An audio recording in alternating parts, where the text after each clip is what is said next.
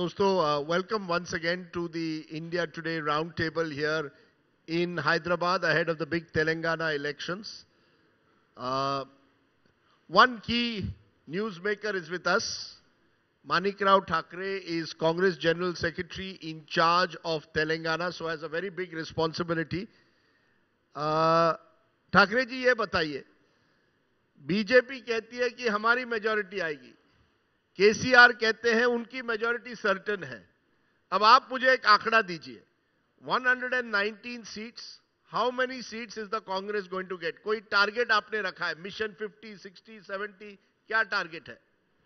देखिए, मैं स्पष्ट रूप से कहना चाहूँगा कि सबसे पहले इंडिया टुडे का मैं आभार व्यक्त करता हूँ कि हमें यहाँ पे बात करने की संधि और राजदीप जी आपके साथ रूबरू होना तो मैं समझता हूँ कि बहुत ही हमारे लिए प्रेस्टिजियस बात है. तो आज जो सवाल आपने पूछा है वो सवाल बार बार हमारे सामने उठते रहता है, लेकिन लगातार मैं जनवरी से यहाँ पे इंचार्ज करके काम कर रहा हूँ और सबको साथ में लेकर जिस तरीके से आज एक साथ होकर एकजुट होकर सब कांग्रेस को जितवाने के लिए जिस तरीके से हमने काम किया है, जिस तरीके से जनता ये चाहती है कि कांग्रेस पार्टी ही सत्ता में आए. नंबर केसीआर के 10 साल हुए, बस हुए. अभी केसीआर जनता नहीं चाहती है, कांग्रेस को यहाँ पे जितवाना चाहती है और हम स्पष्ट रूप से कहते हैं 70 प्लस कांग्रेस पे यहाँ पे जीतेगी, ये मैं दावे के साथ कहता हूँ. अच्छा, आपने आंकड़ा दे दिया 70 प्लस. अब मैं पूछता हूं कि लोग कह रहे हैं कि कांग्रेस जो है is its own worst enemy, आप अपने शत्रु हैं. आप पर 2-3 आरोप लग रहे हैं. एक, आपने ऐसे लोगों को टिकट दी है जो दूसरे पार्टियों से आए हैं.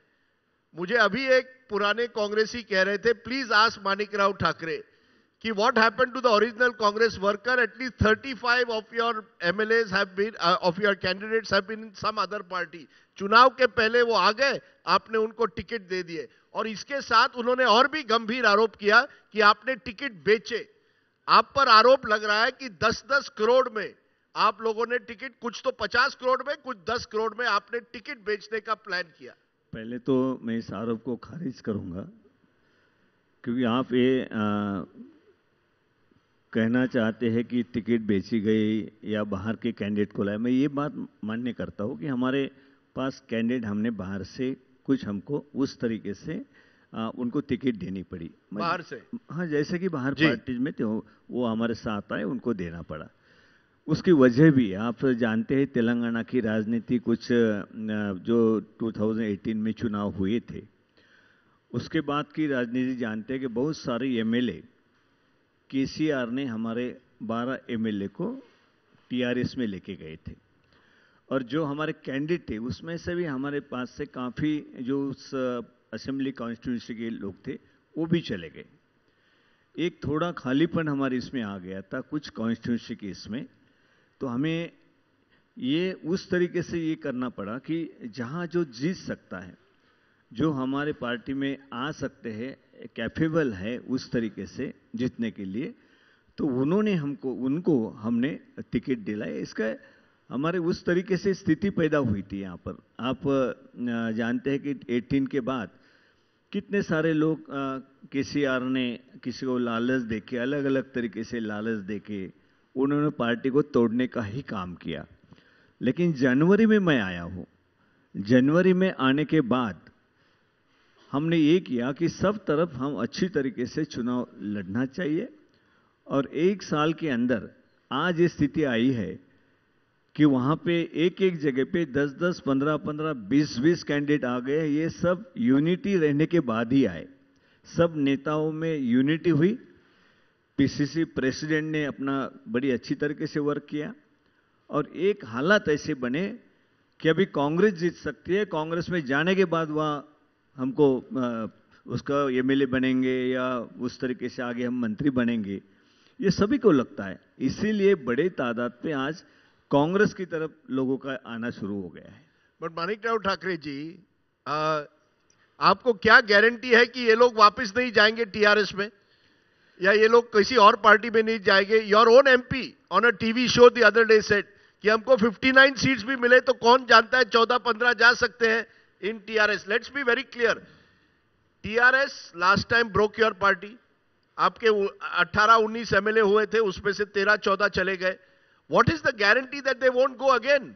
जो कांग्रेस को डर, कई लोगों को डर है कि हम कांग्रेस को वोट देंगे, after elections Congress MLAs will go to the TRS और बीआरएस अगेन.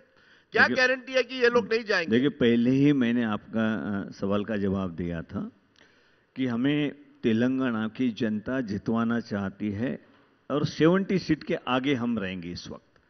अगर हमारी गवर्नमेंट यहां पे आती है, हम गवर्नमेंट की पोजीशन में है, तो हम जाने का सवाल ही क्या होता है किसी को? आपको कोई डर नहीं है कि ये जा सकते हैं? बिल्कुल हमें डर नहीं है. एक मजबूती के साथ कांग्रेस आगे आ रही है. इसीलिए कुछ लोगों को टिकट नहीं मिला, थोड़ी नाराजगी भी आती है, लेकिन ऐसे पार्टी में जो डेमोक्रेसी यहां पर है, टिकट देने के लिए भी डेमोक्रेसी है, सिस्टम है. बाकी पार्टी में तो सिस्टम भी नहीं है. सर, मैं आपको इस सिस्टम के बारे में पूछना चाहता हूं. आप ही के एक Telangana Congress minority department chairman Abdullah Sohail Shaikh, वो कहते हैं Revanth Reddy, your PCC president, sold assembly tickets to the highest bidder. और उन्होंने 8 पन्ने का letter, 8-page letter was written to the Congress president where he says a majority of people who are holding top position in the party never worked on the ground. They entered the Gandhi Bhavan in their Mercedes, received a red carpet welcome, paid a certain amount, purchased a top position. This is what is being said by your own leader. I've got others who have also said this. Vijay Kumar, Telangana Congress Secretary, says that the Gadwal seat was sold in exchange for 10 crores. You have suspended him. But this is what is being said. Complaints are that as much as 600 crores has been made by the Congress by selling tickets. देखिए, आप सोहेल जी को जानते होंगे या नहीं जानते मुझे पता नहीं, लेकिन माइनॉरिटी के हमारे चेयरमैन थे और उनका एक ये था कि जो हमारा विष्णु जी रेड्डी है उनको ही टिकट देना चाहिए. उनका आग्रह था, पता नहीं क्यों आग्रह इतना ये कर रहे थे. लेकिन विष्णु जी के बहन को टिकट देने के बाद हमने वहाँ पे अजरुद्दीन को टिकट दिया जो यहाँ से डिमांड करते थे. अब कोई नेता अगर कहता है कि इसी को टिकट देनी चाहिए तो डेमोक्रेसी के इसी तहत कांग्रेस में टिकट दी जाती है. जो पूरे यहाँ के parliamentary board, state parliamentary, central parliamentary board हो, स्क्रीनिंग कमेटी हो, इसके तहत जाता है. जब फाइनल होता है कि किसको टिकट देना है, भाई बहन को दोनों को नहीं समझ लेना चाहिए. लेकिन वो किसी के खिलाफ इतने हो गए थे अजरुद्दीन के कि अजरुद्दीन को नहीं मिलना चाहिए, विष्णु रेड्डी को मिलना चाहिए. अभी ये बनाकर अगर कोई पार्टी के बाहर जाता है, वो एक पन्ना नहीं लिख सकता, 17 पन्ना लिखे जा रहे हैं. एक ही ने ऐसे 3-4 लेटर दिखाता हूं मैं कि कांग्रेस के जाने के बाद इतने सारे 15-15, 20-20 पन्ने सेम. ये किसके पीछे क्या, कौन है? सर, जब आप कहते हैं former PCC president Ponnala Lakshmaiah, Kanta Reddy, Tirupati Reddy, Nandikanti Sridhar, Jeeta Balakrishna Reddy, Kota Manohar Reddy, Somashekar Reddy, Ghanta Ramesh, are you saying all of this जिन्होंने एक तरह से बगावत की है, जो पार्टी छोड़ रहे हैं, saying that tickets were wrongly distributed? क्या कहेंगे? देखिए, ये आपको ये नहीं लगता कि जब पूरे बहुत सारे लोग पार्टी छोड़ गए थे, 30-40 जगह पे हमें कोई कैंडिडेट नहीं है, ऐसे परिस्थिति जब पार्टी बनती है, लोग चाहते हैं कि कांग्रेस को जितवाना है, तो एक जगह पे 2-3-4 लोग वो टिकट के लिए ये रहते, एस्पिरेंट रहते हैं. लेकिन उसमें से हम एक ही को दे सकते हैं, समझ लेने की बात है. लेकिन वो अगर नहीं समझते हैं कि नहीं हमको ही मिलना चाहिए, कि भाई अभी क्या इतना हो गया कि आपको ही मिलना चाहिए? एक टाइम तो ऐसा था कि टिकट मांगने के लिए नहीं आ रहे थे आप, अब इतनी लाइन लगा के कह रहे हो कि इसको नहीं मिले मुझे तो मैं जा रहा हूं. बस इस तरीके से बातें मैं समझता हूं. इससे नुकसान नहीं होगा इस तरह के रेबल्स? और एक बात स्पष्ट है, जरूर कोई छोटा भी कार्यकर्ता जाता है तो उसका नुकसान होता है, मैं मान्य करता हूं. लेकिन बात यह है कि पार्टी एक अच्छी डेमोक्रेसी के तहत सीट का अगर बंटवारा करती है, state screening committee, central committee, उसके तहत फाइनल होता है, तो उसके बाद अगर वो कहता है कि नहीं मुझे नहीं मिली, मुझे ही मिलना चाहिए था, तो ये तो कोई बात बनती नहीं. ये तो ऐसी बात हो गई कि जो बात है मुझे ही मिलना चाहिए. पार्टी में एक विचारधाराओं के आधार पे चलता है. पार्टी एक डेमोक्रेटिक पार्टी है, कांग्रेस पार्टी. बीआरएस की जैसी नहीं कि एक ही दिन में 1 मिनट में सब नाम लिख दिए और अनाउंस कर दिए सब नाम वहां पे कैंडिडेट। कांग्रेस पार्टी सोच समझकर सभी वर्ग को साथ में लेके उस तरीके से टिकट देती है। तो मैं समझता हूं कि ये स्थिति में कांग्रेस पार्टी आई है कि हर कोई डिमांड करता है कि ये टिकट मुझे मिलने के बाद कांग्रेस से मैं जीत जाऊंगा। तो क्या क्राइटेरिया था? Winnability was that the only factor कि जो जीत सकता है उसको टिकट दो? Was it caste criteria? क्या क्राइटेरिया था मेन जब आपने डिसाइड किया किस तरह से? देखिए दोनों मिलजुल कर हमने किया है। कास्ट के हिसाब से अगर लेडीज है, माइनॉरिटी है, सभी वर्ग को देना चाहिए, लेकिन वहां पे विन होना चाहिए। ये तो मस्ट था कि अगर विन नहीं होते हैं, मेजॉरिटी नहीं बनती है तो कोई मतलब नहीं है। सब एक साथ होकर अगर हम आगे आए हैं, इस स्थिति में आए हैं, तो सभी ये चाहते, कांग्रेस पार्टी, जनता चाहती है कांग्रेस पार्टी आनी चाहिए। ऐसे इसमें हमने अगर जो जीत भी नहीं सकता है, सबको पता है, सब हमारे सर्वे में आ रहा है, तो उनको टिकट देना मतलब यह है कि दूसरे जो एमएलए के लिए वहां पे चुनाव लड़ रहे हैं उनका नुकसान करना, जनता का कार्यकर्ताओं को नुकसान करना। जो जनता चाहती है कि कांग्रेस वहां पे आना चाहिए, जो हमने बड़ी अच्छी तरीके से डिक्लेरेशन दिए है, उस पर सब जनता का एक मत है कि कांग्रेस विश्वास दिलाती है, विश्वास देती है। जैसे हिमाचल में दिया है, जैसे कर्नाटक में जो बात कही है वो करके दिखाई, उसका पूरा असर यहाँ पे होने लगा है। आप ये कह रहे हैं, लेकिन दूसरी तरफ बीआरएस का कहना है कर्नाटका छोड़ दीजिए, हिमाचल छोड़ दीजिए, यहां एक मजबूत नेता है केसीआर। केसीआर को इतना हराना आसान नहीं है। देखिए केसीआर 10 साल सत्ता पे बैठे। केसीआर इस बात से बैठे हैं कि उन्होंने तेलंगाना दिलाया, झूठी बातें वो फैलाई जा रही है। 10 साल तक उन्होंने इस तरीके से राज किया है, लेकिन सभी जानते हैं कि तेलंगाना की जो निर्मित हुई है वो सोनिया जी गांधी ने की है। पहले से अगर पूरा 10 साल तक का पूरा पीरियड देखे तो उसमें एक एक स्टेज सोनिया गांधी जी ने उठाई है। गवर्नमेंट स्टेट में भी कांग्रेस की गवर्नमेंट थी, सेंट्रल में भी कांग्रेस की गवर्नमेंट थी, और सोनिया जी गांधी ने तेलंगाना देने के बाद 10 साल कांग्रेस सत्ता के बाहर है, इनके हाथ में दे दिया था। इन्होंने क्या किया? भ्रष्टाचार के अलावा, अपने फैमिली के अलावा, आज 60% बजट ये फैमिली के हाथ में है, इस पूरे स्टेट का। इनके ऊपर एलिगेशंस है कि तेलंगाना इसलिए दिया था कि इनके पूरे बजट का पैसा वो अपने फैमिली के में बांट दे। उस तरीके से भ्रष्टाचार हो रहा है। कालीसरम की इसमें कितना ये हुआ, 1 लाख करोड़ की बात हो रही है। सेंट्रल गवर्नमेंट का भी जल आयोग का रिपोर्ट क्या है वो आप देखिए। तो इस तरीके से खुद के फैमिली के लिए चलना, खुद को पार्टी के लिए चलाना, खुद उसमें से प्रॉपर्टी तैयार करना, यही अगर डेवलपमेंट है तो बीआरएस कर रही है। आपका इस चुनाव में दुश्मन नंबर 1 कौन है? दुश्मन यानी आपका मेन राइवल कौन है? केसीआर और बीजेपी?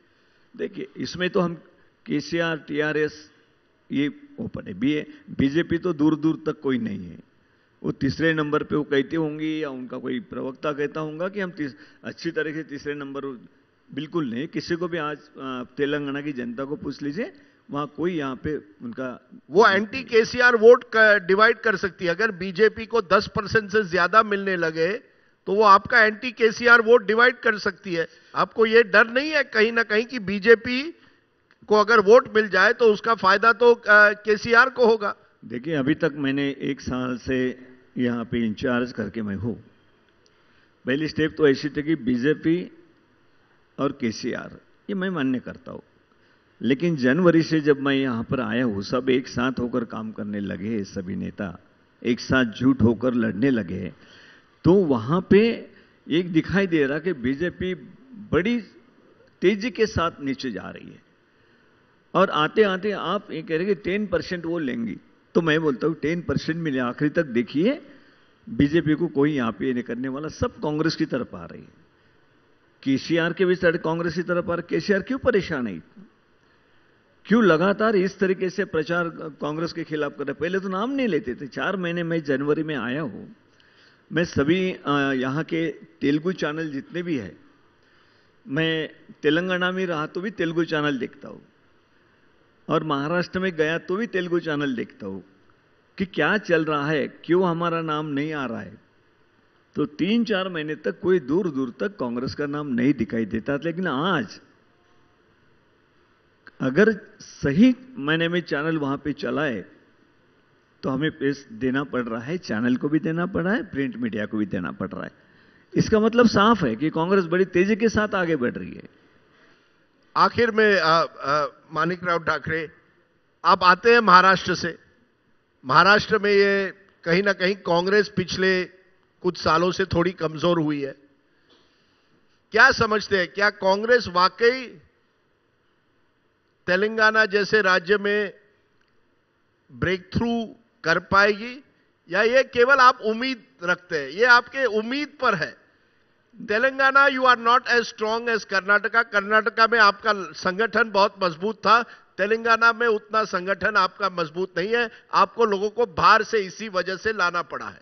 देखिए, नहीं था ये मैं मानने का तो पहले ही मैंने कह मानते दिया। हो? हाँ, पहले। लेकिन आज की तारीख में तेलंगाना में मैंने कहा 70+ बूथ लेवल तक यहाँ you will be able to take on KCR at booth level. देखिए, बूथ लेवल तक यहाँ के जो सिस्टम है, थोड़ी संगठन के बारे में कोई भी पार्टी के उतने लेवल तक वो नीचे नहीं गया है। लेकिन हम जब से आए हैं तब से यहाँ पे मंडल से लेके, बूथ से लेके, बीएलए से लेके सब हमने हमारे सेट किए हुए हैं। तो इसका तो फायदा हमें कांग्रेस पार्टी को मिलेगा, जरूर मिलेगा। My final question to you sir, मुख्यमंत्री कौन? केसीआर बार बार पूछता है, मैं तो मुख्यमंत्री हूं, हम जीतेंगे मुख्यमंत्री मैं बनूंगा। प्रधानमंत्री मोदी ने कहा है बीजेपी जीतती है तो ओबीसी बनेगा। कांग्रेस का मुख्यमंत्री कौन? Who is your chief minister? देखिए, यहाँ पे केसीआर जी की जो पार्टी है वो तो आपको पता है कि डेमोक्रेसी का दूर दूर तक कोई संबंध नहीं है उनका। घर के लोग, फैमिली के लोग, 4-5 भी लोग ले सीएम कौन बनना है तो फैमिली का ही बनेगा। पहले बताया था उन्होंने कि हम बाकी मागास वर्गीय किसी को कम्युनिटी के एससी कम्युनिटी का मुख्यमंत्री बनाएंगे, क्या क्या वायदे किए थे उन्होंने। लेकिन वो तो अभी घर की पूरी पार्टी हो गई, जो भी रेवेन्यू है पूरी तरह उनके घर का खर्चा के जैसे वो चलाते हैं। तो हमें कांग्रेस पार्टी का मुख्यमंत्री तय होता है जब एमएलए चुन के आते हैं। हमारे वहां पे सबसे पूछा जाता है कि कौन मुख्यमंत्री होना चाहिए। पर तो अगर am I right in saying Revanth Reddy front runner है, पीसीसी प्रेसिडेंट फ्रंट रनर मैं कह सकता हूं? फ्रंट रनर तो कह दूं ना? एक बात तो स्पष्ट है, आपके कहने में ये नहीं है, मुझे इसके साथ नहीं है। लेकिन पीसीसी प्रेसिडेंट रेवंत रेड्डी है, वो कांग्रेस का नेतृत्व तो वही कर रहे हैं। तो इसमें बात ऐसी है कि लेकिन कांग्रेस की जो सिस्टम है, एमएलए चुनने के बाद उनकी पूछताछ करना, उसके बाद ऑब्जर्वर सेंट्रल से आते हैं, क्या सबका क्या कहना है वो साथ में जुड़ाते हैं, और उसके बाद हाईकमांड फाइनल करती है उनके मतों के आधार पर। माणिकराव ठाकरे, आपने इशारों ही इशारों में बता दिया है कि एक तरह से if Congress wins Revanth Reddy is the front runner. And आपने कह दिया पीसीसी प्रेसिडेंट है, नेतृत्व उनका है, ये आप मान गए हैं। आपने सभी सवालों का जवाब दिया, आप यहां आए और हमसे बात की। Thank you very much. Manikrao Thackeray, Congress general secretary in charge of Telangana. Thank you so much sir. Thank you sir, thank you.